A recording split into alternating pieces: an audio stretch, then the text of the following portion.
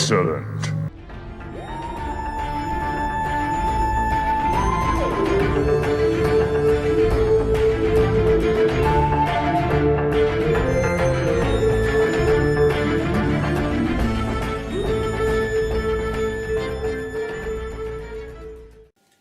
Hello and welcome to the Whoniverse and to a brand new video. Now, one of my earliest and most successful videos on the channel looked at the history of the Cybermen. However, the lack of quality control and the low quality of my skills and tech led to numerous audio issues and overall a pretty poor video in my opinion and that of many others. Now that I think I know what I'm doing, I thought I'd take another look at the beginnings of each different type of Cyberman, and there's quite a few. So from Mondas to Telos, Marinus to Parralel Worlds, and more, here are the many genesis of the Cybermen.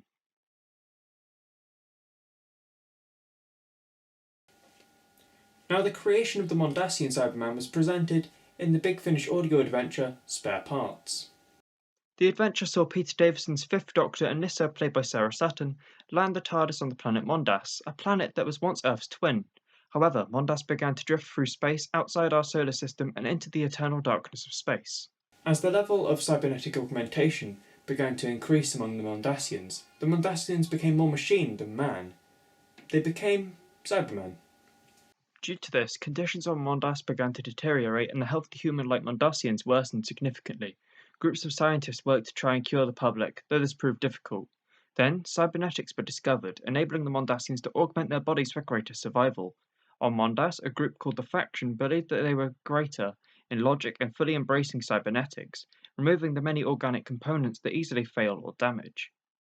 Now, as time passed, the rest of the Mondasians began to realize that cybernetics were the way forward. The Doctor and Nyssa arrived on Mondas to see a 1950s-like civilization.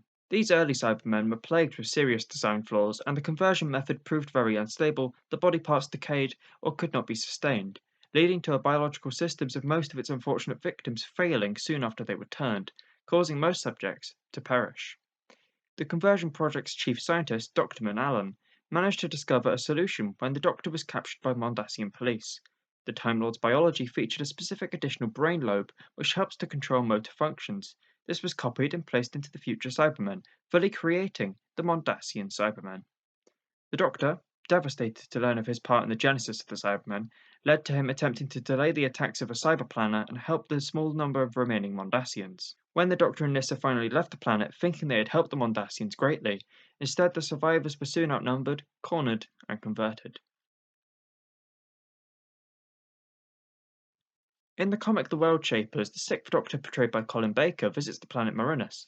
Traced a signal of a decaying TARDIS, he finds a dying Time Lord who utters the words Planet 14 before dying and decaying into dust. Time is moving faster on this planet due to a World Shaper. The Doctor last heard mention of the phrase Planet 14 in his second incarnation, who was portrayed by Patrick Troughton. The name Planet 14 was the proposed origin of the Cybermen from the serial The Invasion. The Doctor asked his old friend Jamie McCrimmon for some information. The Sixth Doctor and an older Jamie arrive on Marinus, now known as Planet 14, and learn more of the natives known as the Voord, which the first incarnation of the Doctor, played by William Hartnell, encountered in the serial The Keys of Marinus. The fact that time had speeded up on the planet led to the Voord to evolve at a faster rate than normal, to a point where the transformation was visible and the final form being apparent to the Doctor, the final form being Cybermen. These Cybermen would go on to visit Earth. Improved and ready for battle, they would emerge out of the sewers of London, meeting Jamie and the Doctor once again, almost creating a circular time loop of sorts. In the events told in the serial The Tomb of the Cybermen and the novelization of the Moonbase, some of the Cybermen originated on the planet Telos. The inhabitants of Telos sought to achieve immortality with cybernetics. They gradually replaced parts of their bodies with machinery until they reached the point where they replaced their brains with computers. These first Cybermen became aware of their lack of love and emotion and found a new goal: power and supremacy. It's unclear what, but an event caused the Telosian Cybermen to attempt to head to Mondas to take refuge. Some stayed behind using the technology scavenged from the race of Cryons that were conquered by the Cybermen to create ice tombs. The Cybermen used these ice tombs to survive in suspended animation.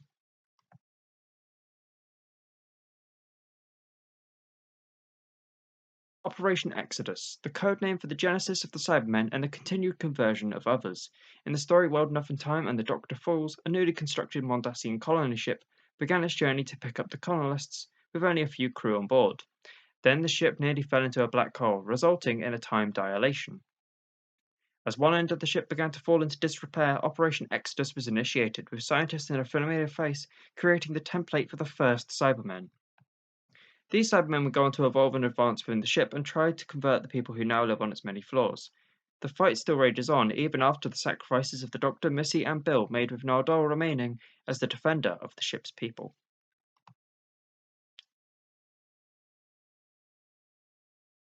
In Dark Water and Death in Heaven, Missy created a facility to store the bodies of the dead. This wasn't exactly a legitimate business, as she removed their consciousness and placed them into the Neversphere, removed their emotions, and transferred them back into their bodies that had now been upgraded into Cybermen. These Cybermen had the ability of flight and the ability to self-destruct. They combined these abilities to self-destruct themselves over dense population areas, releasing cyber pollen. This pollen was used to create more Cybermen from the dead. These Cybermen didn't last long, as Danny Pink detonated all of them, including himself, to save Clara Oswald, while the rest of planet Earth just got lucky. In Rise of the Cybermen and the Age of Steel, on a parallel Earth, dying scientist and inventor John Lumick of Cybus Industries created a mechanical suit to house a human brain and nervous system. Then, an emotional inhibitor was added, and once again the Cybermen were created. Following the same programming that all people should become Cybermen, even their creator, the Cybermen converted loads of people. They were mostly defeated when the signal for their emotional inhibitor was disrupted, resulting in a traumatic death. Some Cybermen survived and transported themselves to our universe, where the 10th Doctor, played by David Tennant, and Rose Tyler, played by Billie Piper, defeated them, apart from a splinter group which fell through time to Victorian London. All of these beginnings show the factor of parallel evolution taking its course. It doesn't matter what world or what universe, the Cybermen are inevitable as species evolve and technology increases its influence. The Cybermen are easily created. The number of origins also means that the universe will always have Cybermen.